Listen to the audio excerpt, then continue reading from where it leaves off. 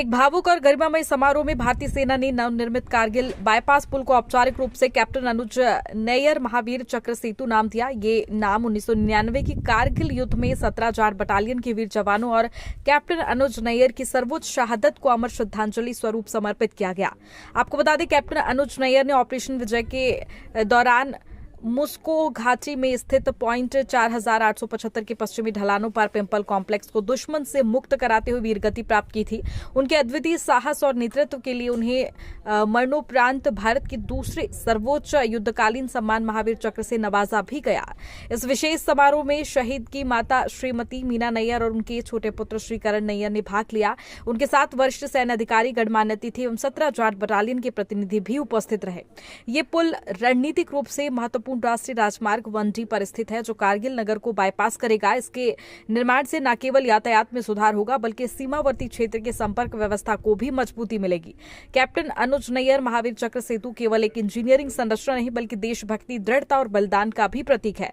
इस प्रेरणादायक पहल के माध्यम से भारतीय सेना ने एक बार फिर ये स्पष्ट किया है कि वह अपने वीर शहीदों की स्मृति को सम्मानित करने और उनके पराक्रम को जीवित रखने के लिए सदैव प्रतिबद्ध है। जब ये जंग चल रही थी, उन्होंने एक चिट्ठी लिखी थी मेरे को। वो मुझे टाइगर बुलाते थे, खुद वो अब टाइगर है। उन्होंने मुझे चिट्ठी में ये लिखा था कि जब ये जंग खत्म होगी, तब तू मेरी कहानियां सुनकर तेरे को बहुत बहुत गर्व होगा। अच्छा रहता वो खुद आके हम इकट्ठे ये कहानियां सुनते। पर उसके बाद से हमने किताब लिखी उन पर। उनका जो पूरा ऑपरेशन था, जिसमें उन्होंने 4 बंकर डिस्ट्रॉय किए दुश्मन के और 9 सोल्जर्स जो दुश्मन के थे उनको मार के घाट उठाया। ये ऑपरेशन हमने उस किताब में जो उनके साथ लड़े थे, हमने उन सबसे जाके बात की और एक एक मिनट क्या हुआ था वो सारा मैंने जाना, हम सब ने जाना। और इस देश की युवा जो अब फौज में जाना चाहते हैं, उन सब के लिए किताब में लिख के शेयर किया। तो इसलिए बहुत गर्व है, इस ब्रिज का बहुत गर्व है, क्योंकि ये एक सिंबल है।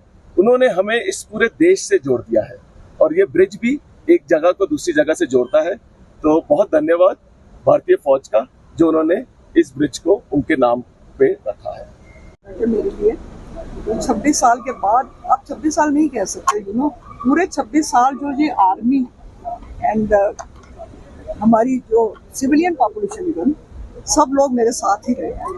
तो 26 साल में तो बहुत कुछ हुआ है।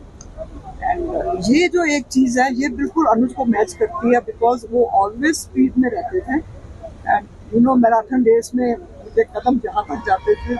तो ये मुझे लगता है कि देखिए, जो इंडियन गवर्नमेंट ने या आर्मी ने वो किया, इंजन का भी किया अनुज लोकोमोटिव करके, एंड ये ब्रिज बना है। तो दोनों चीज़ें अनुज की पर्सनैलिटी को बहुत अच्छे से सूट करती हैं। देश याद करता है, आप सब यही याद के लिए तो आए हो ना, इतना बुक चलती है और ये सब कर रहे हो। देश याद करता है, फौज याद करती है, फैमिली का तो देखिए कोई मेकअप हो नहीं सकता। तो वो हमने बहुत साल पहले से ये छोड़ दिया है कि हम इस चीज़ को कभी भी मेकअप कर सकते हैं। वो ग्रीफ एक अलग चीज़ है, उस ग्रीफ के साथ रहना सीख रहे हैं अभी तक, at my age also. But उसका जो भी उसका उसका योगदान है, जो भी आर्मी के लिए या देश के लिए, यहाँ की सिचुएशन, कारगिल और वो लड़ाई जिस टाइप से उसने लड़ी थी, इतनी मतलब डिफिकल्ट लड़ाई थी, उससे मुझे लगता है कि अभी बाद में काफ़ी चीज़ें बेटर हो चुकी हैं।